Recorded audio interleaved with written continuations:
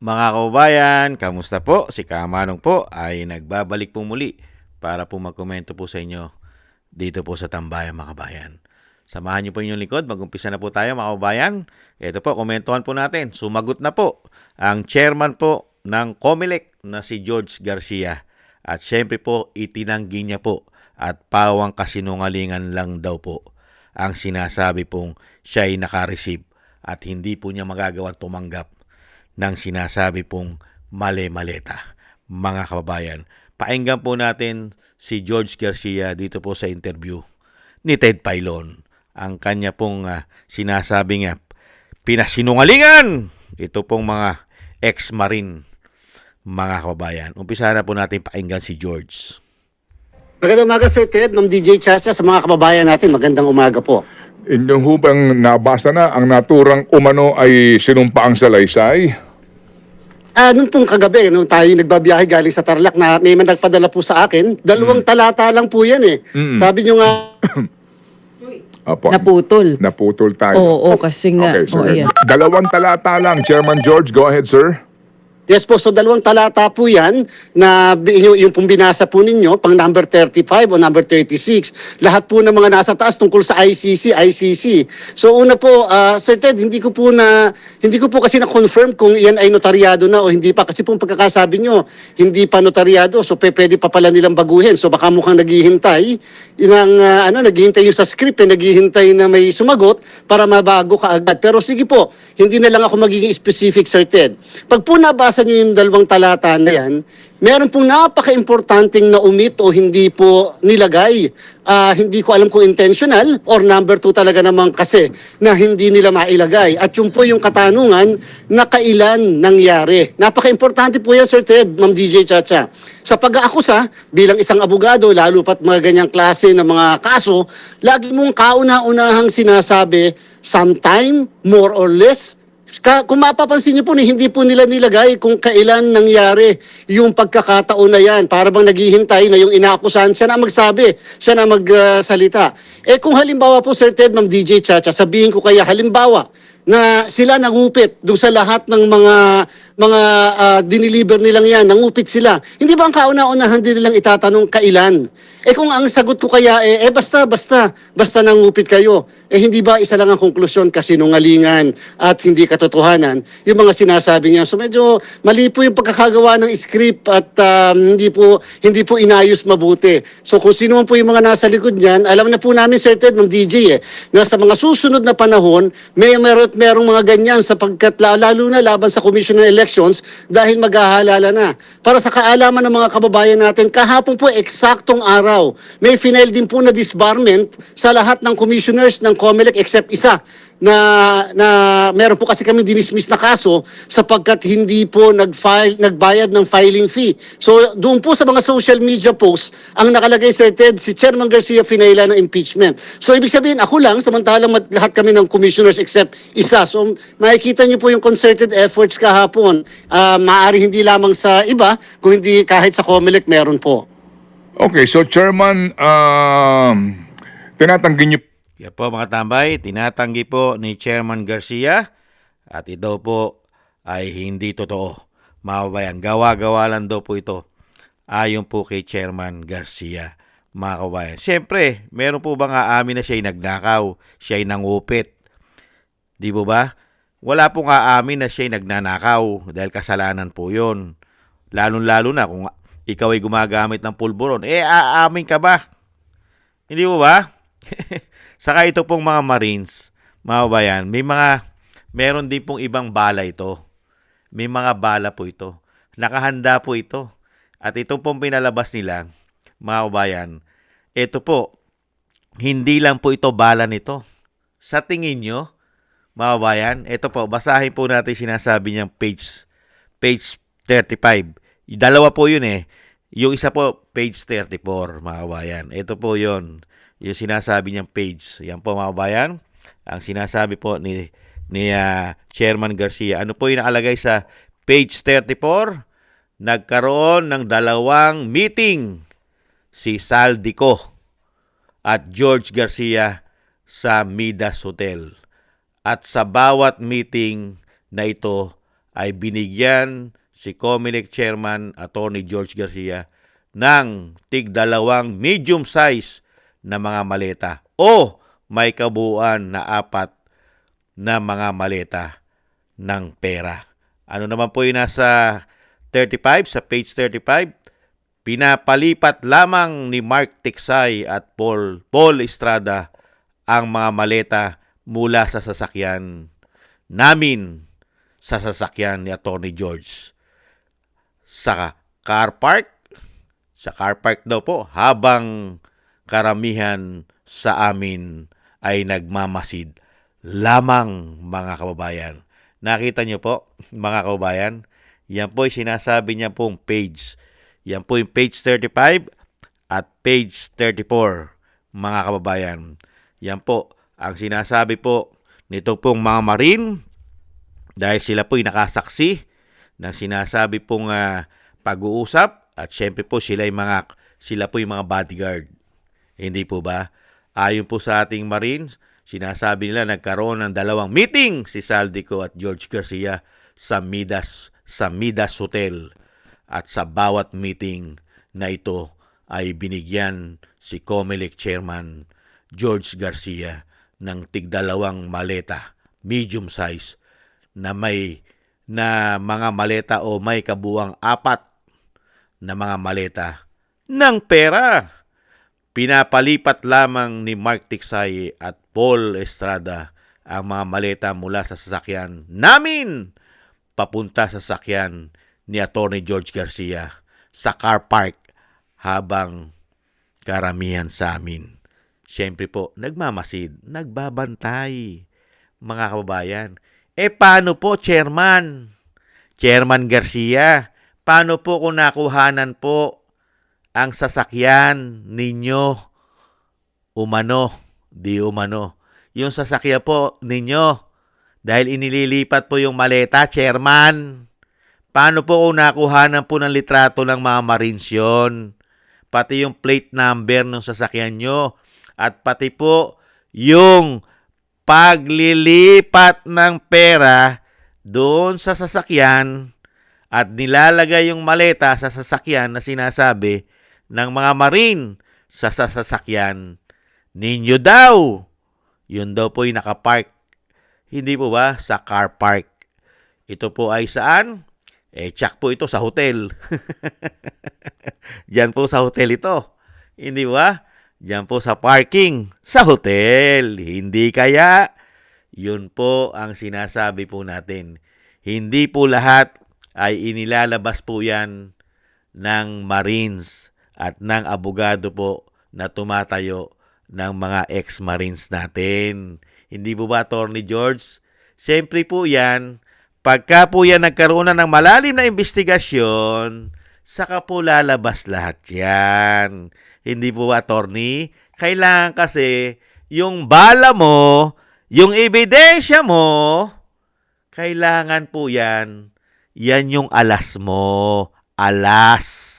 Hindi po ba? Kasi kung lalagyan mo ng logic, ayon doon sa sinabi ni Attorney George Garcia, wala raw pong petsa, walang oras, walang exactly address. Yung sinasabi daw po ng mga Marines, mga kaya tigas po ang tanggi at sinasabing wala raw po sa artikulo. At wala sa hulog, mga kabayan. At pawang mga kasinungalingan dahil sinabi pa po ni George Garcia na malapit na raw po ang halalan at nagagamit daw po ito na parang script lamang. Script, mga kababayan. Kaya nga po ang tanong natin kay Attorney George Garcia, wala pa pong nilalabas na larawan. Nakita po natin ang napakarami pong nilabas na larawan. Yung paano po diniliver. Hindi po ba? Diniliver nila sa mga bahay ng mga congressman. Merong sa bahay ng congressman. Meron po sa condominium. Meron po sa hotel. Hindi po ba? At meron sa House of Representatives at Senado. At ito naman sa inyo na sinasabi ng mga Marines, saan po ang tagpuan, delivery, karamihan daw po sa car park. At tinatransfer lang ang maleta sa sasakyan daw ninyo. Kaya po sinasabi natin mga kababayan, hindi naman po siguro tanga bobo ang ating mga ex-marine. Para po ito lang ang kanilang ipipresenta kung magkakaroon po ng kaso, kung sampahan po sila ng libel cases. Hindi po ba? Kasi sasampahan sila ng kaso Dahil paninirang puri yan Hindi po ba yan? Pagbibintang. Kaya po hindi naman po tangat bobo ang mga Marines. Hindi po ba? Para po yan lang ang ipipresenta nila, yung word by word, yung word for word, na sasabihin po ni Attorney George na walang petsa, walang oras. Hindi po tanga ang Marines. Tsak po may kasunod pa yan. Hindi po ba? May kasunod pa po yan. Ang iniintay natin ay yung mga litrato. Kasi naglabas po sila ng mga litrato, mga kababayan. Yung maleta, may pera. May kuha Tapos, yung delivery, may kuha. May larawan ng sasakyan, may larawan ng chopper, may larawan ng eroplano. Hindi kaya meron ding larawan ng sasakyan ni Attorney George, ni Comelec, Chairman George? Hindi kaya meron ding naitatago ang mga Marines? Pati ang plate number ng sasakyan? At kung anong klaseng sasakyan?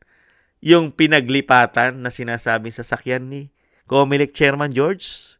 Mga kabayan, sa tingin nyo, walang hawak na maraming ebidensya ito? Dahil magpapasabog ka dahil alam mo makapangyarihan ng mga taong yan. Nasa Comelec yan. At napakarami po kasing issue ng Comelec. Lalong-lalo po nung nakaraang halalan. Grabe po ron. Dahil nakita po natin yung mga binoto po, lalong-lalo po yung Duterte 10. Hindi po ba? Hindi na binabasa ng system, ng machine. Nakita po natin, napakarami pong pangyayari. Yung binoto natin, iba ang lumalabas doon sa aktual, ibang pangalan. Hindi po ba? At sinasabi nga po na mga eksperto natin, yung mga politiko na hindi nanalo at hindi binoto, ay siya pong lumabas. Kaya nga po dito lumabas yung sinasabi ng mga Marines na yung sinasabi ng kanyang boss na si Saldico ay panayang delivery ng pera kay chairman. Hindi po ba, mga kababayan? At syempre po, ang magnanakaw, mga kababayan, ang nagnanakaw, kailanman, kahit mahuli mo na yan, itatanggi pa rin na siya ang nagnakaw. Kahit alam mo na, hahanapan ka pa rin at hahanapan ng sinasabi kamukha nung ginagawa ni Attorney George. George. Hindi po ba? Katulad din po kasi ni dating Comelec Andy Bautista, kung natatandaan nyo. Si Andy Bautista po, mga kabayan, napakarami rin pong anomalya. Hindi po ba? Hindi na nga umuwi ng Pilipinas Nagbuhay hari na po siya sa ibang bansa. Dahil sa dami po ng pera, di umano. Hindi po ba? Ano po sinasabi ni Andy Bautista? Nung panahon na siya ay pinagbibintangan din ng napakaraming sinasabing mga pandaraya at sinasabing nagkapera at ng limpak-limpak. Ano po sinasabi ni Andy Bautista nung mga panahon na yon? Hindi po siya tumatanggap ng pera. Hindi po siya nagnanakaw. Pero hindi po umuwi ng Pilipinas. Hindi na po umuwi ng Pilipinas. Sa tingin niyo po mga kabayan, pag dumating po ang panahon na malalim na po ang investigasyon, sumunod kaya si George kay Andy Bautista? Dahil ngayon po sinasabi niya, hindi niya po magagawa magnakaw at tumanggap ng maleta. Hindi po ba? Paano po kung mapalitan na administrasyon at malalim na po ang investigasyon? Kasi hindi po pwedeng ang pera po'y nawala lang ng parang bula. Hindi po ba? Kasi po ang pera ng taong bayan, trilyon po ang issue ng korupsyon na mahigit 3 taon. Hindi po ba? Saan po mapupunta yan? Kung wala pong nagnakaw. Kaya nga hinahanap dahil walang nagawa. Yung mga pera na ginugol sa DPWH ay nawala na parang bula. Walang na proyekto. Halos puro ghost project ang karamihan dito. Saan napunta yon? Chairman, saan po napunta yon? Sa mga Pilipino? Dahil walang nagnakaw? Katulad po ninyo, tinatanggi nyo. Saan napunta yung mga pera? Lahat po ba yun napunta kay Saldico? At napunta kay Bong Revilla na pinakulong? Ganon po ba? At wala pong napuntahan na maliban doon dahil lahat po ng sinabi ng Marine ay pawang kasinungalingan lamang ang sinasabi ng Marine. Katulad ninyo at ng marami pang iba na tumatanggi. Hindi po ba mga kababayan? Yan po mga kababayan, ang sinasabi po, tell to the Marine. Sa Marine mo. Sa Marine ka. Yan, Marine na ang kalaban mo ngayon, attorney. Ngayon, lalabas na po yan. Kung sino talaga nagsasabi ng totoo, ang mga Marines mo ba? O si Attorney George Garcia, mga kababayan. Hindi po ba? Dahil alam naman po natin ang mga Marines, karamihan po sa ating mga militar, Marines, ay matitino. May prinsipyo, may dangal, at may palabra de honor, at makabayan. Hindi po ba? Ang tanong natin kay Attorney George, ganun din po ba kayo katulad ng Marine? Ng Marines? Katulad din po ba kayo? Samantalang may mga issue na rin po kayo na meron daw po kayong mga bank account di umano sa ibang bansa. Hindi kaya? At meron na rin daw kayo di umano na mga pasaporte sa ibang bansa. Hindi kaya? At baka din meron na rin kayo di umano yung kamukhang hawak ni Saldico na golden visa di umano. Dahil ganyan din po nangyari kay Andy Bautista nung naging COMELEC chairman po siya. Mga kababayan, nagbuhay hari na po sa ibang bansa. Dahil po hindi po sila magnanakaw sa pera ng bayan. Hindi po ba, attorney? Maraming salamat po mga kababayan. Yan po ang tigas tangge ni chairman, mga kababayan. At yung sinasabi naman po ng mga kababayan natin na tagapagtanggol po nila, mga kababayan, hinahanapan po ng resibo. Wala naman daw resibo.